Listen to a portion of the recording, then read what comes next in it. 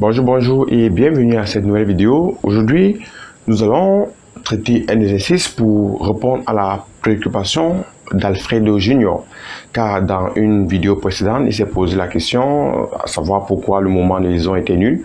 On a donc décidé de prendre un autre exemple pour pouvoir bien lui expliquer cela. Bon, en fait, Alfredo Junior, nous te demandons donc de suivre cette vidéo jusqu'à la fin. Et au bout de cette vidéo, tu auras la réponse à ta préoccupation. Exercice. Soit la poutre ci-dessous, encastrée en A et chargée en B comme indique la figure ci-dessous. Nous avons donc cette poutre. En A, la poutre est encastrée et en B, cette poutre est chargée par une action mécanique B, comme voilà, qui est une force ponctuelle, qui a pour module 100 Newton. La longueur de la poutre AB est 2 mètres. Et la section sortie ici nous montre que cette poutre a une forme cylindrique de diamètre petit d.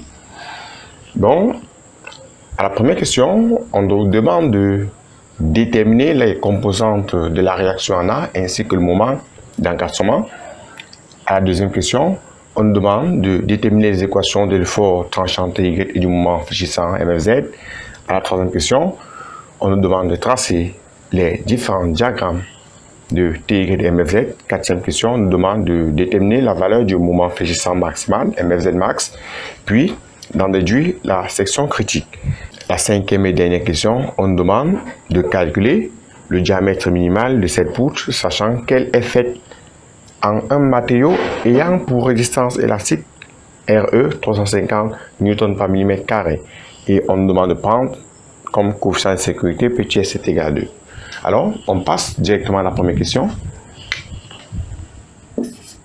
On nous demande de déterminer les composantes de la réaction en A ainsi que le moment d'encastrement en A. On va procéder par quoi? Par le principe fondamental de la statique. La première équation dit quoi? Somme des forces extérieures égale au vecteur nul. Or, les forces appliquées à cette poutre, nous avons l'action mécanique en A et l'action mécanique en B. Cela veut dire que A plus B égale au vecteur nul. Or, l'action mécanique en A a pour composante AX et AY. Pourquoi AX, AY? Parce que en A, il n'y a aucun déplacement suivant X et suivant Y. Et en B, nous avons 0 et moins B. Or, B c'est combien? 100. Égal au vecteur nul qui est 0, 0. Alors, là nous aurons suivant X, AX plus 0 égale 0 et AY moins 100 égale à 0, AY moins 100 égale à 0. De là, nous avons ceci, AX égale à 0 et AY égale à 100.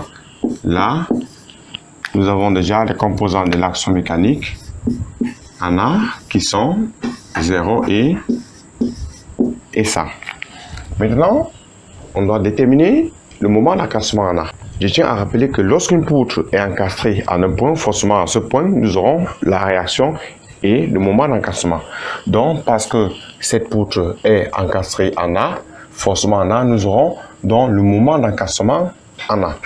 Et on procède donc à la deuxième équation qui dit ceci: somme des moments par rapport au point A des forces extérieures plus le moment en A égale au vecteur nul. Oui, monsieur Alfredo Junior, présentement, on constate que quoi? En A, on a un moment de liaison. Donc ici, c'est pas tout simplement la somme des forces extérieures qui égale le vecteur nul, mais il faut ajouter le moment en A. On calcule le moment par rapport au point A parce que c'est au point A que nous avons le maximum d'inconnus. Nous aurons donc ceci, moment par rapport au point A de la force A plus moment par rapport au point A de la force B plus le moment en A égale au vecteur nul. Ceci nous donne AA vectoriel A plus AB vectoriel B plus le moment en A. Or, je tiens à rappeler que le moment en A, le moment d'encapsulement en A aura pour composante MAX, MAY et MAZ. Voilà donc les composantes du moment d'encapsulement en A que nous allons déterminer. Et alors, ceci nous donne AA 0, 0, 0, vectoriel A. Nous avons la AX, AY, AZ, plus AB, AB en X, de A à B en X, ça fait 2 mètres, en Y0, en Z0, vecteur B, les composants de l'action mécanique en B, c'est quoi? 0 moins 100 et 0 plus le moment en A qui a pour composante MAX, MAY et MAZ égale au vecteur nul. Donc ici, nous avons en X, ça fait 0, en Y 0, en Z 0, plus AB vecteur B, là sur X, ça fait 0, sur Y, 0, et sur Z, ça fait moins 200, plus quoi? MAX, MAY, MAZ égale à 0, 0. Alors, ici, suivant X, nous aurons MAX égale à 0. Suivant Y, nous aurons MAY égale à 0. Et suivant Z, nous aurons moins 200 plus MAZ égale à 0. Cela veut dire que quoi? MAZ égale à tout simplement 200. Bon, l'unité là c'est en newton mètre parce que la distance est en mètre. Donc la réponse à notre question est l'action mécanique en A pour composante 0, 100, 0 et le moment en A aura pour composante 0 en X, 0 en Y et 200 en Z. Je tiens à rappeler ici c'est quoi? Ce moment est en newton mètre. Bon, maintenant nous allons passer à la deuxième question et là on nous demande de déterminer les équations de l'effort tranchant TY et du moment fléchissant MFZ. Alors, on doit effectuer une coupure fictive entre A et B et étudier le tronçon de gauche. Nous avons ici zone AB pour X appartenant à l'intervalle 0, 2 exclus. Comme je disais tantôt, on coupe entre A et B et on utilise le tronçon de gauche. Nous aurons ceci. Voilà le point A. Voici l'encrassement. On a coupé quelque part là. Là, nous avons G, le centre de gravité de la coupure. Ici, on a la résultante en G et le moment en G. La résultante en G a pour composante l'effort normal, l'effort tranchant soit égal et l'effort tranchant soit Z. Le moment en G aura pour composante le moment de torsion soit X. Là, le moment fléchissant soit Y et le moment fléchissant suivant Z. Bon, ici, en G, on peut écrire l'expression du tenseur de cohésion qui aura pour composante N, Ty, Tz, Mt, Mfy, Mfz. Alors, qu'est-ce que nous aurons? L'équilibre de ce tronçon nous donne ceci. Rg plus la somme des forces extérieures égale au vecteur nul, donc nous aurons Rg plus A, puisque A est la seule force appliquée à ce tronçon. Ça nous donne Rg a pour composante N, Ty, Tz, et A pour composante 0, 100, 0, 0, 100 et 0 égale vecteur nul. Cela nous donne N plus 0 égale 0, N égale 0, Ty plus 100 égale 0, ça donne Ty égale à moins 100, Tz plus 0 égale 0, ça donne Tz égale à 0. Maintenant, nous passons à l'équation des moments. Qu'est-ce que nous aurons? Mg plus la somme des moments en G, des forces extérieures, plus le moment de liaison. Monsieur Alfredo Junior, plus le moment de liaison. Et le moment de liaison ici, c'est quoi?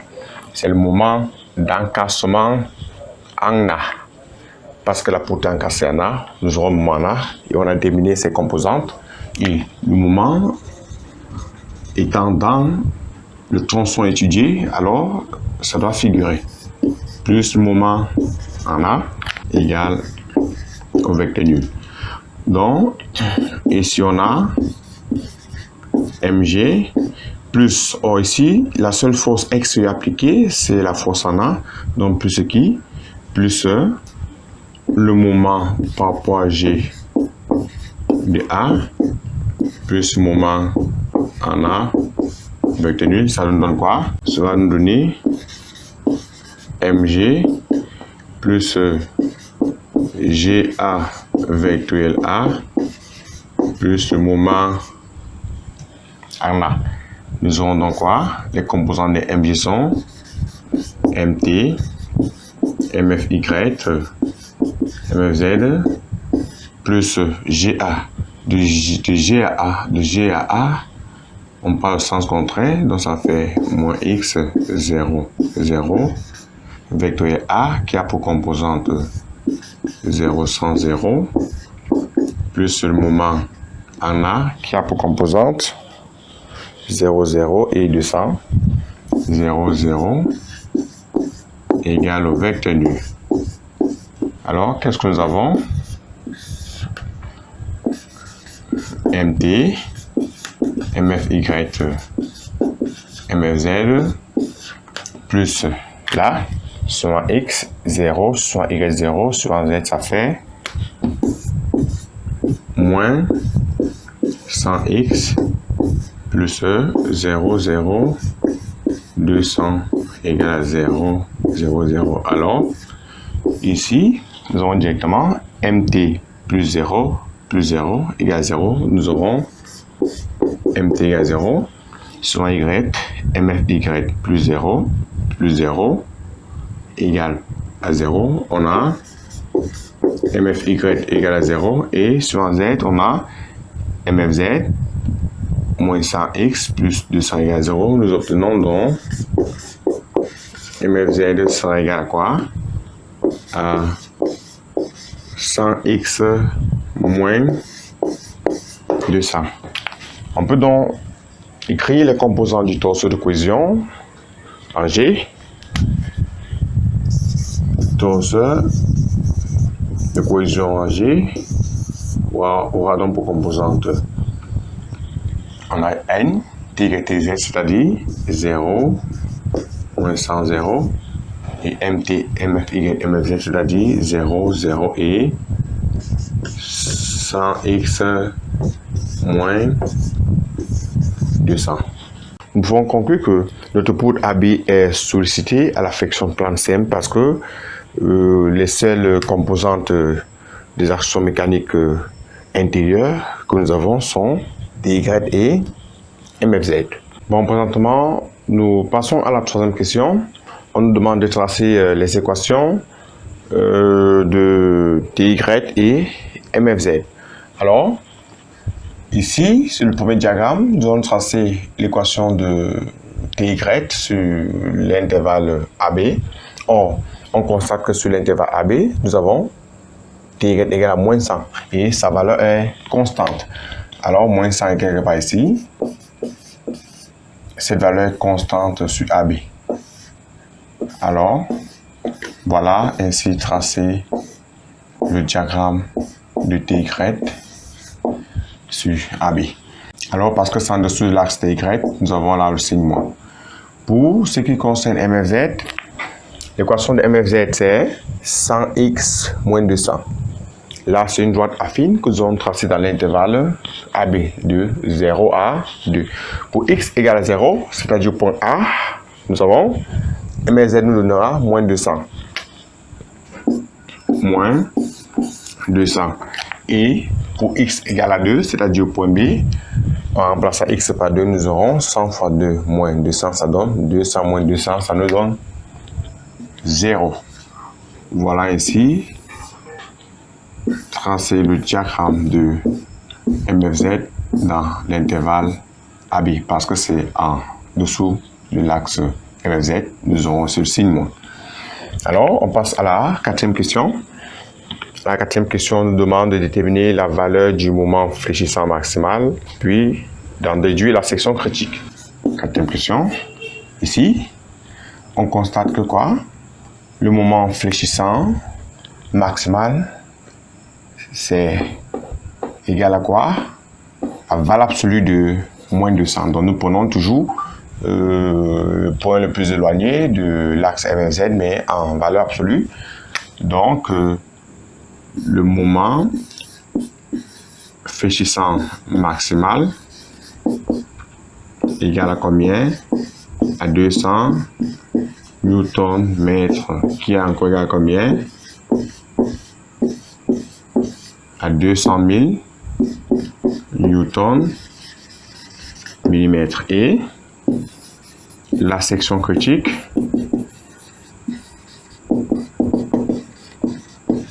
est forcément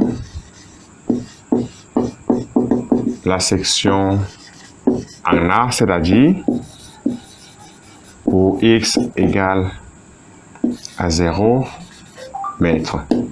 On constate que quoi? Le moment fléchissant est maximal en A, donc forcément la section critique c'est la section en A pour x égale à 0. Cela veut dire que quoi? Si cette poutre veut céder, elle commencera à céder à partir du point A. Bon, nous évoluons avec la cinquième question. À la cinquième question, on nous demande de calculer le diamètre minimal de cette poutre, sachant qu'elle est faite en un matériau ayant pour résistance élastique RE 350 Newton par millimètre carré. On nous demande de prendre le coefficient de sécurité S égale à 2. Alors, pour déterminer le diamètre minimal, nous allons utiliser la condition de résistance d'une poutre à la flexion plane simple. Pourquoi la flexion plane simple? Parce que le torse de cohésion nous montre que cette poutre est soumise à la flexion plane simple, comme nous avons vu à la question numéro 2. Alors, cinquième question, on dit là, condition de résistance. La condition de résistance dit ceci: la contrainte normale maximale doit être inférieure ou égale à la résistance pratique élastique. Or, cette contrainte normale maximale égale à quoi? À MFZ max sur IG Z sur Y max, et la résistance pratique élastique doit être égale à la résistance élastique sur le coefficient de sécurité. Alors, cela veut dire que nous aurons MF Z max sur IG Z. Bon, on peut faire monter Y multiplié par qui fois Y max doit être inférieur ou égal à RE sur S. N'oublions pas que quoi? Or, le moment quadratique sur l'axe Z ici, ça ira quoi? Puisque en coupant là, nous aurons ici Z et ici Y. Vous voyez qu'ici, IGZ doit être égal à PD à la puissance 4 sur 64. Ce moment quadratique sur l'axe GZ. Donc ici, IGZ c'est PD à la puissance 4 sur 64. Qu'est-ce que nous aurons? Ici, nous aurons MFZ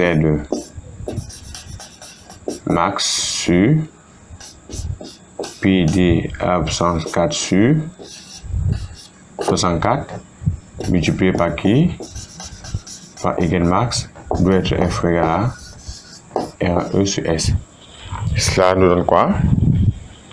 Ici, cette valeur de 64 pourra monter pour nous donner 64 MFZ max sur pi d à la puissance 4 fois Y max doit être inférieur à RE sur S. Or, Y max égale à quoi? Y max, c'est la distance la plus éloignée de la ligne moyenne, qui est ici D sur 2. Donc, nous constatons que quoi? Partant d'ici à là, ou d'ici à là, la valeur maximale Y, nous avons ici Y max, puisque cette distance égale encore à cette distance et est égale à quoi? À D sur 2. Cela veut dire que quoi? Nous aurons 64 MFZ max sur PD à 64 fois D sur 2 doit être inférieur à quoi? RE sur S. Nous pouvons donc simplifier. Cela nous donne, en simplifiant là, par 2, ça nous donne 32 MFZ max sur PD au cube, puisqu'on peut aussi simplifier par D. Ça donne pi petit d au cube doit être inférieur à RE sur S. Là, on fait le produit des SM égale le produit moyen. Ça nous donne 32 petit s multiplié par MFZ max doit être inférieur à pi d au cube RE. Alors, nous pouvons inverser l'inéquation et ça nous donnera pi d au cube RE doit être supérieur ou égal à 32 petit s MFZ max. On peut donc tirer petit d au cube qui doit être supérieur ou égal à 32s MFZ max sur PRE. Nous aurons alors D doit être comment? Supérieur ou égal à la racine cubique de 32 fois le cosine sécurité multiplié par MFZ max sur PRE. Voilà donc la formule qui nous permettra de calculer ce diamètre. Application numérique. Nous aurons D doit être supérieur ou égal à racine cubique de 32 fois petit s est 2, multiplié par le moment finissant maximal qui est 200 000 newtons millimètre, 200 000 divisé par pi qui est 3,14 fois quoi? La résistance élastique La résistance élastique, c'est 350. Ça nous donne D doit être supérieur ou égal à 22,66 mm. Donc, le diamètre minimal pour que cette poutre puisse résister à cette sollicitation doit être 22,66 mm. Voilà, ainsi terminé avec cette application, Monsieur Alfredo Junior. Nous espérons que nous avons répondu à vos préoccupations. Sur ce, n'oubliez pas de vous abonner, d'activer la cloche de notification pour ne pas rater les prochaines vidéos. Sur ce, au revoir.